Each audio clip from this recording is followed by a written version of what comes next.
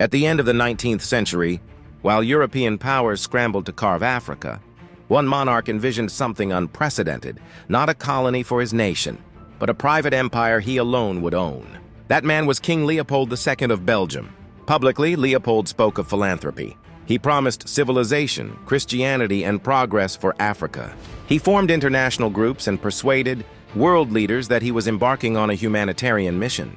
Privately, his ambitions were far darker.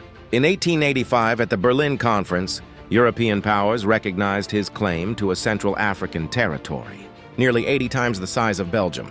It became the Congo Free State, free in name only. Leopold created a brutal system of forced labor. At first, ivory was taken. Then came rubber, desperately needed during the Industrial Revolution. Villages were forced to meet impossible quotas. Men extracted sap from wild vines, while women and children were held hostage to ensure compliance.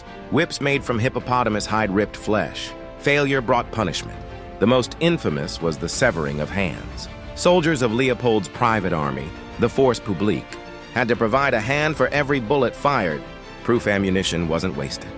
This led to atrocities: mutilated children, destroyed families, villages living in terror, all for a king who never set foot there. By the turn of the century, these horrors reached the world. Missionaries reported mass killings. Journalist Edmond Dina Morel exposed trade records showing immense wealth flowing to Leopold while nothing returned to the Congolese. Activists like George Washington Williams and Roger Casement demanded justice. The truth was undeniable. Between 5 and 10 million, Congolese died as a direct result of Leopold's rule. Countless more were left scarred by hunger, violence, and fear. Under mounting pressure, the international community forced Leopold to relinquish the Congo Free State. In 1908, Belgium took control.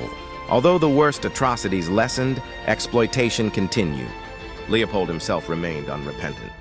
Before his death, he ordered records destroyed to erase evidence. In Belgium, many still hailed him as a builder king, for monuments financed with Congolese wealth. But history remembers him differently. Today, Leopold II stands as one of history's most ruthless colonial rulers. His empire was not built on progress, but on deception, greed, and unimaginable suffering. The Congo Free State remains one of the darkest chapters of European colonialism, a stark reminder of how propaganda can hide atrocity, how greed can consume humanity, and how millions of voices can be silenced under empire. This is the story of a king who never set foot in the land he claimed, yet turned it into a nightmare, and the Congolese people, whose resilience and suffering echo through history as a warning. If you love the untold story of history, like, comment, and subscribe for more stories.